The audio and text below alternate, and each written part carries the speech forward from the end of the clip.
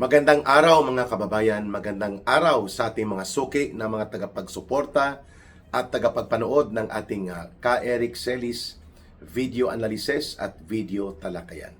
Maraming salamat sa inyong pagsubaybay, pag-promote at the same time at pagpapalawak ng ating audience share para sa ating Ka Eric Celis YouTube channel, sa ating Ka Eric Jeff Celis Facebook account, and of course, pati sa Bigwas ng Agila.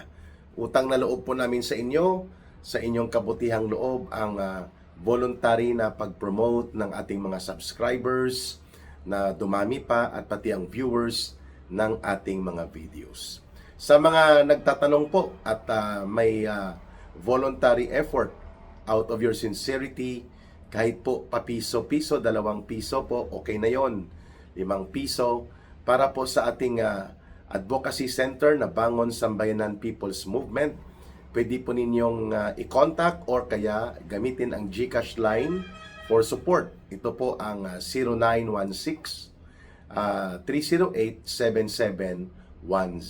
Ulitin po ni Ka Eric, 0916-308-7710. Yan po ang ating advocacy line, GCash support line for Bangon Sambayanan People's Movement. Mga kababayan at ang ating mga minamahal na tagapagsuporta ng ating Ka Eric channel, ang NBI po or National Bureau of Investigation ay ginamit na ni Ginoong Marcos bilang instrumento para sa kanyang a la martial law na operations. Kahapon, sinampahan po kami ng reklamo ng National Bureau of Investigation ng cyber libel crime and other cyber crime violations.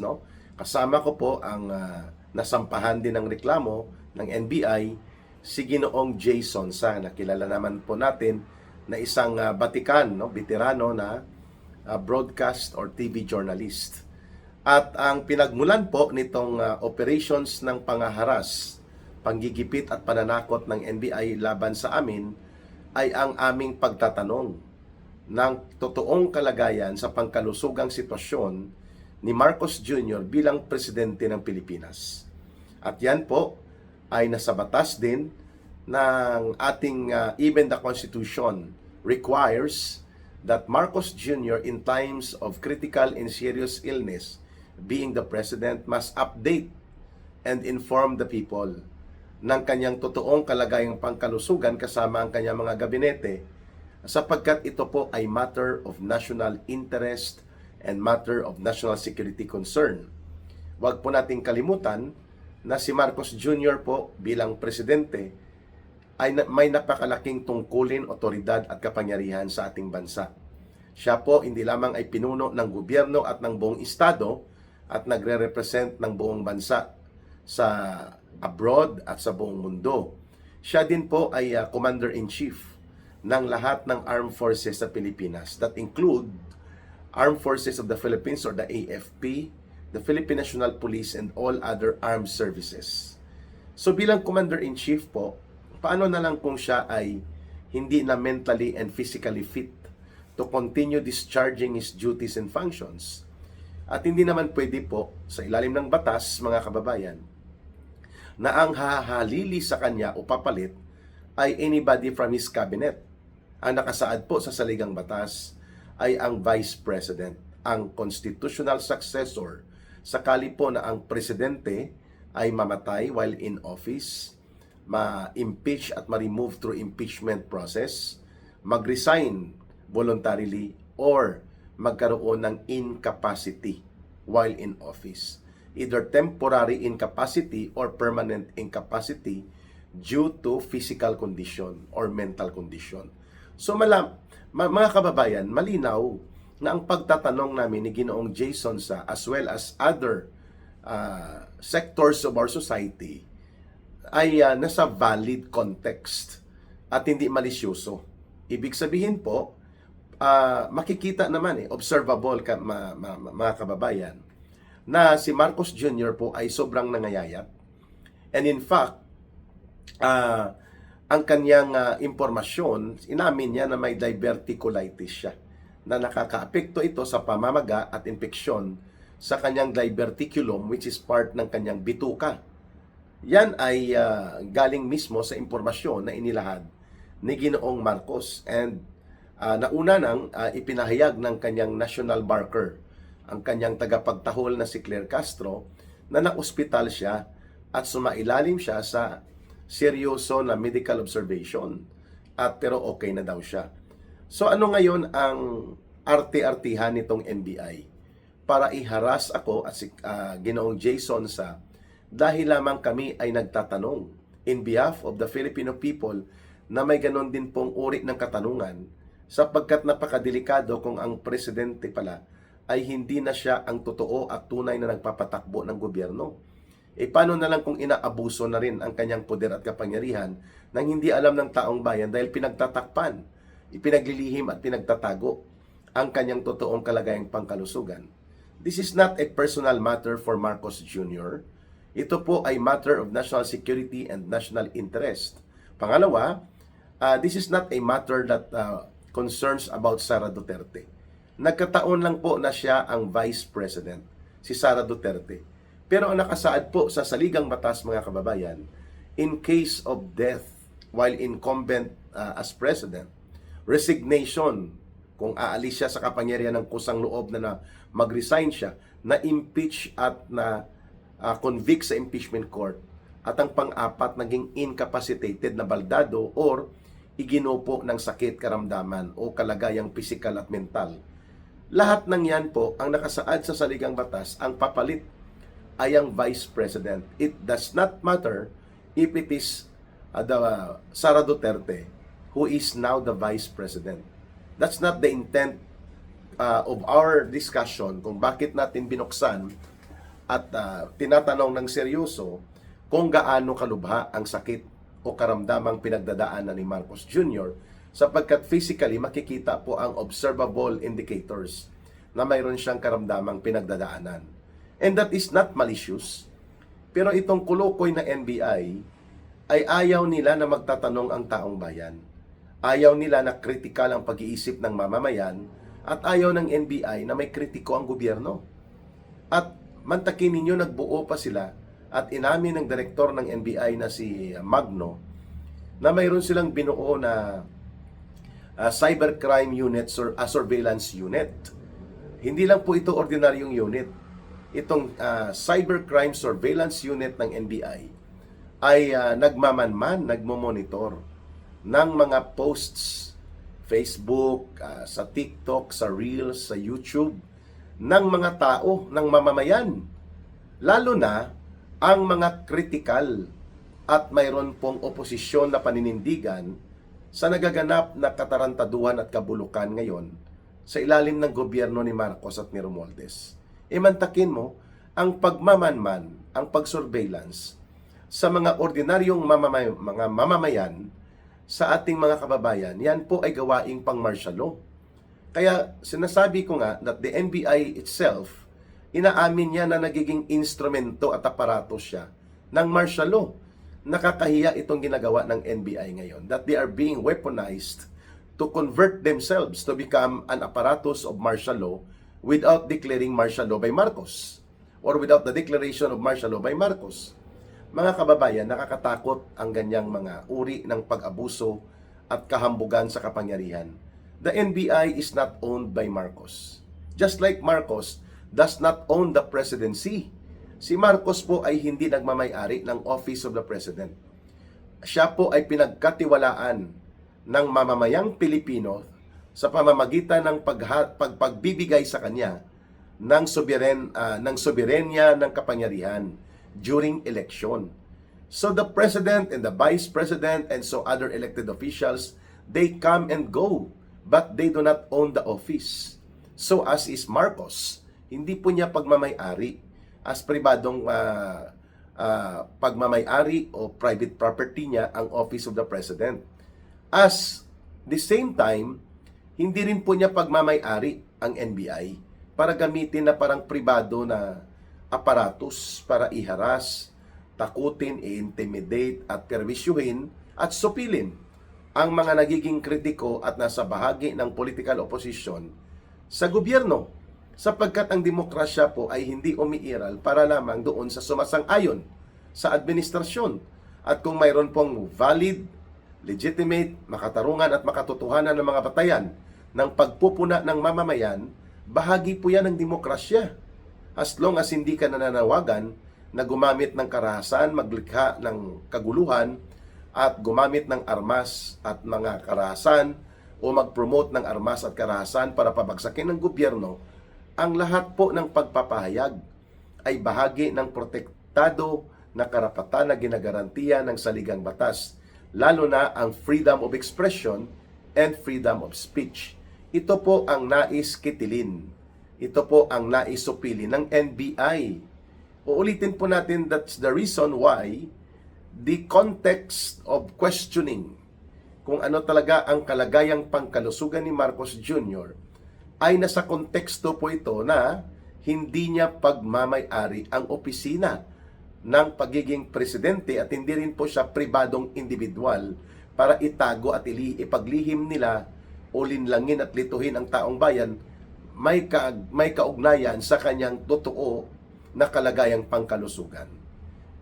At ito ngayon ang hindi natin nakikita na pagrespeto ng NBI.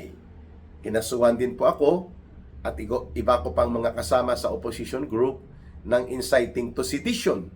At iyan naman po ay sa aming pagsama at pakikipagkaisa sa mga nagaganap na mga anti-corruption rallies kung saan po ay ipinapanawagan ng taong bayan ang pananagutan at paniningil ang pananagutan ni Marcos Jr. at ang paniningil sa kanya at kay Romualdez bilang lumalabas mga mastermind at nagpasimuno ng kriminal na mga gawain para dambungin at durubuhin at kurakutin ang pundo ng mamamayan. And that is part ng ating obligasyon bilang mabuting mamamayan na gumawa ng pagiging matapang, may paninindigan na lumaban sa panggigipit at panunupil, pang-aabuso at mga pagnanakaw na ginagawa laban sa mamamayan.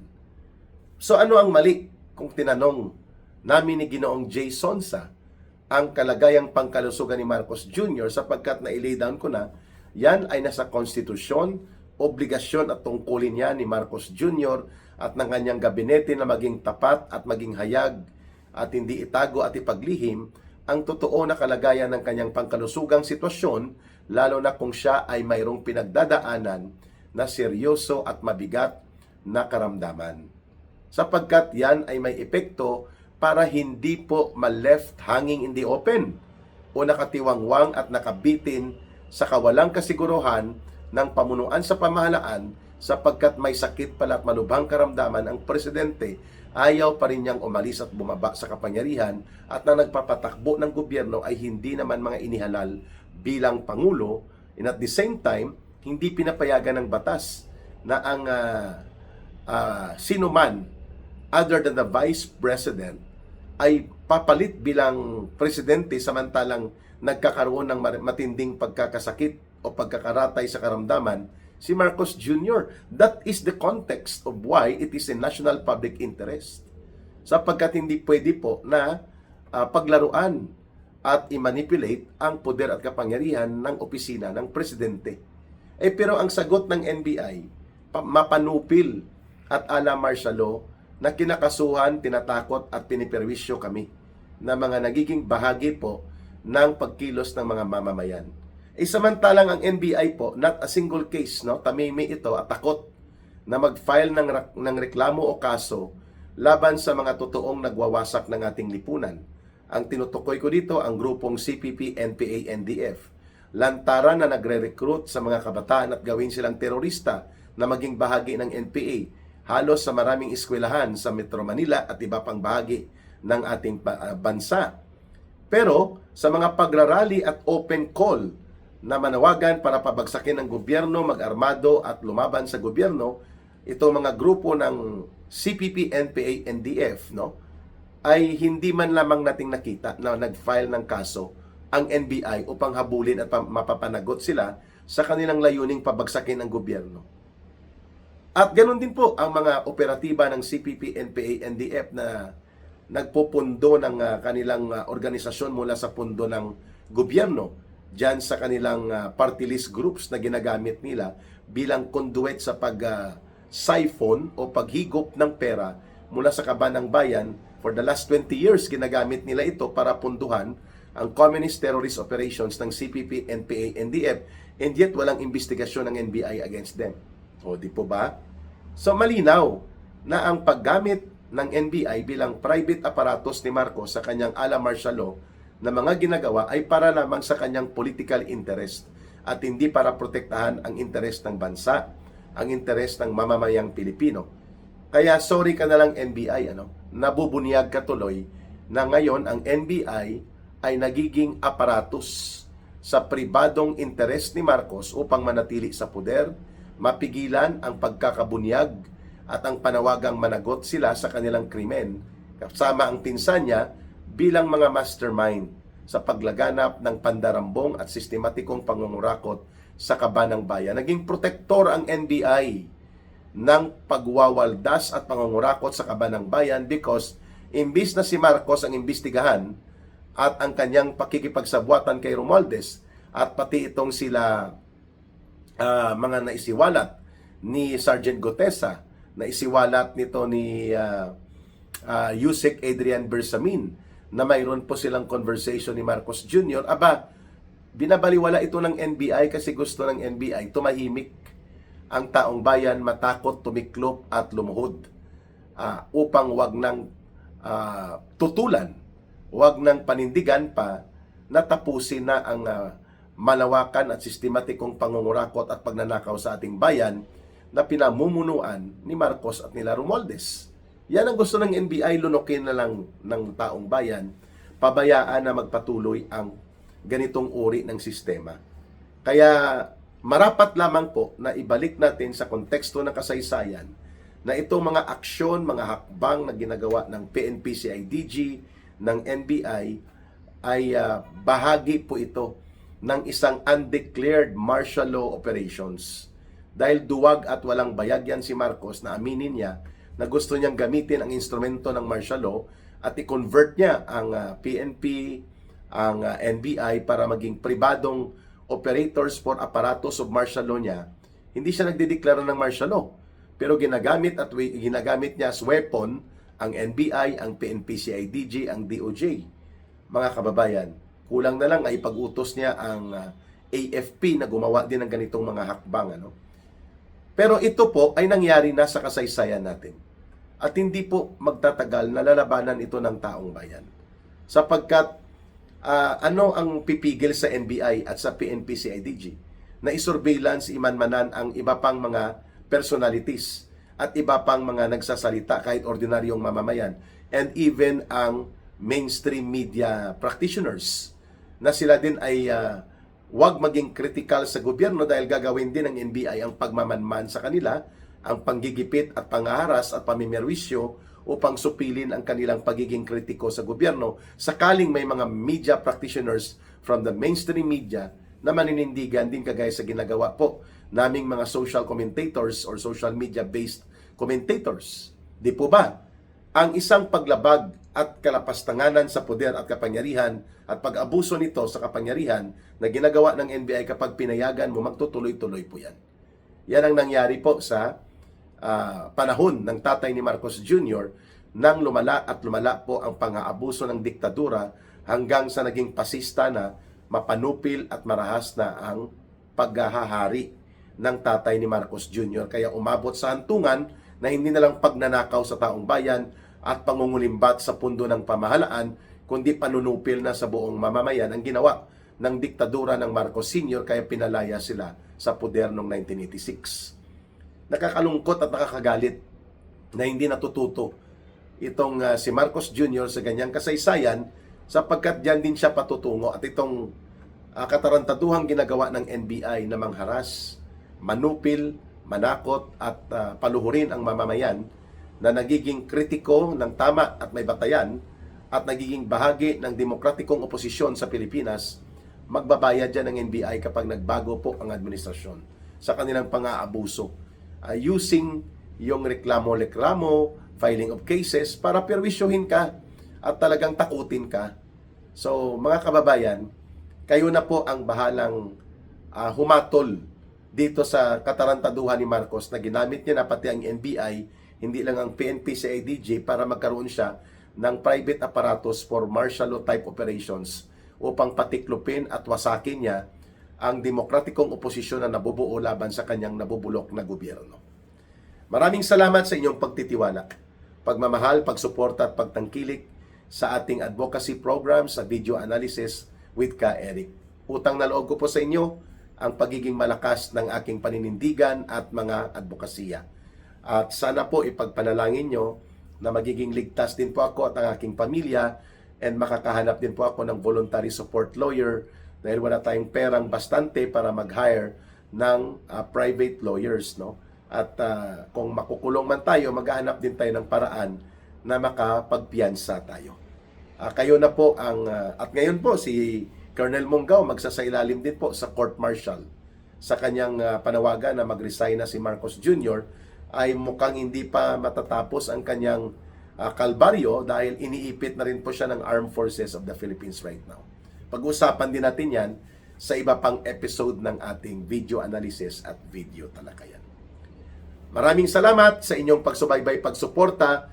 Don't forget to like, share, and promote our videos so that we can have more subscribers, more followers, and more viewers sa ating mga advocacy programs na ito. Mahalin po natin ang bansang Pilipinas. Walang ibang magmamahal nito, kundi tayo ring mga Pilipino. Para sa Diyos at sa Pilipinas nating mahal. May God bless everyone and may Allah will be with those who are Muslim brothers and sisters. Maraming salamat po. Bye for now. Ito po si Ka Eric.